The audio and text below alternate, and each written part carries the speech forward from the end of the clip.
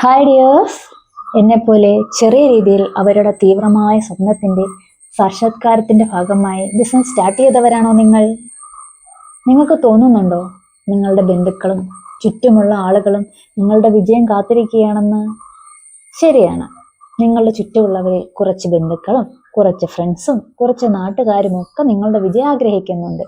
എങ്കിലും ഭൂരിഭാഗം ആളുകളും നമ്മുടെ പരാജയത്തിന് വേണ്ടി കാത്തിരിക്കുന്നവരാണ്. ആണോടാ, അവളും പൊട്ടിയോ?